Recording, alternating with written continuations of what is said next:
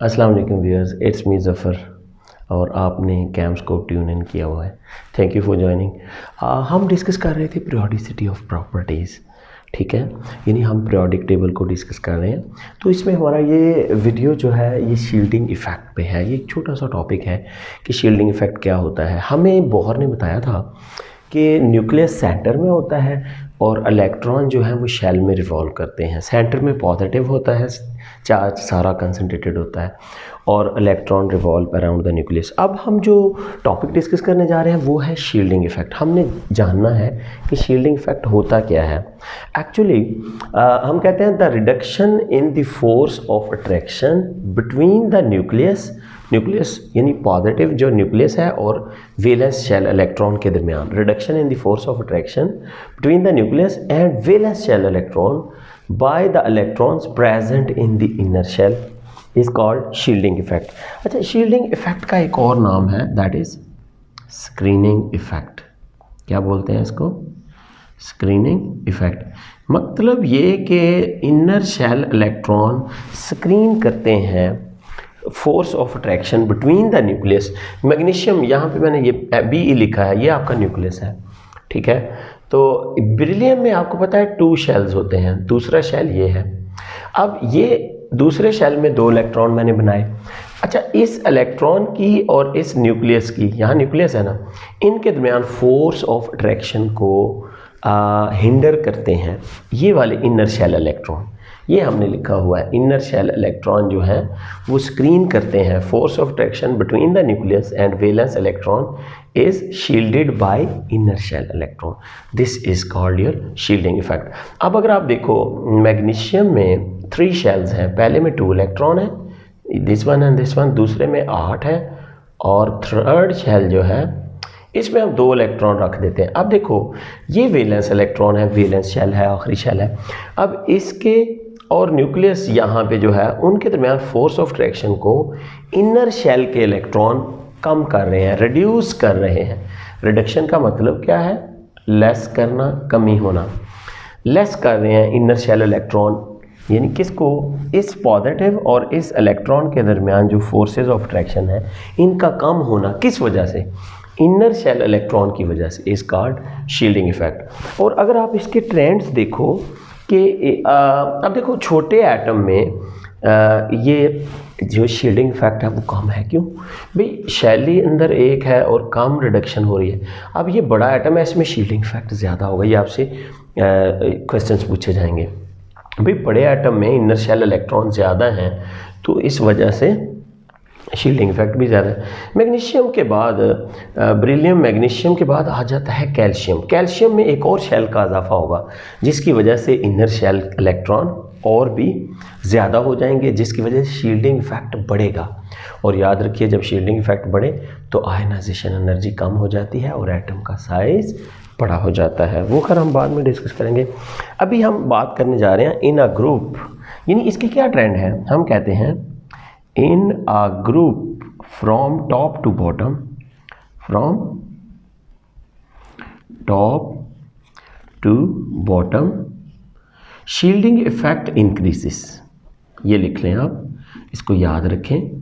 In a group from top to bottom shielding effect increases. Shielding effect बढ़ रहा है जी, ये आप इधर देख सकते हो।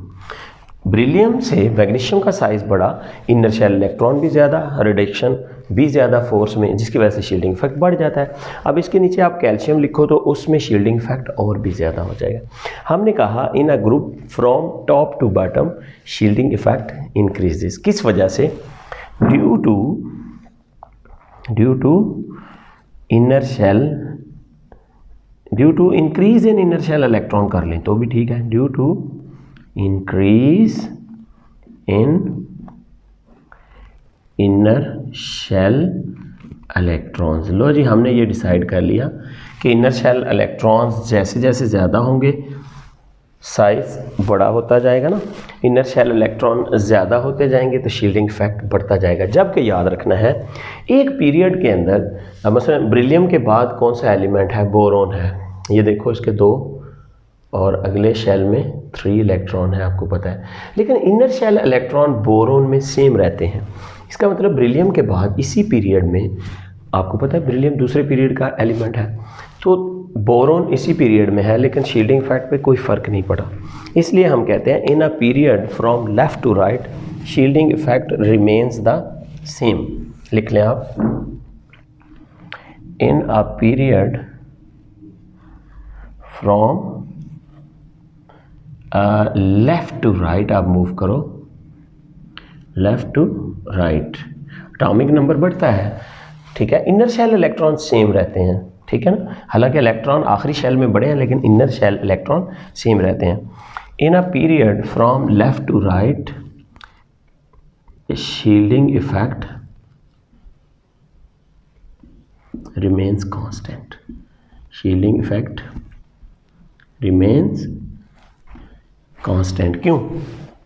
Because number of inner shell electron remain same as the number of inner shell electrons remains constant या सेम, रिमेन्स कांस्टेंट।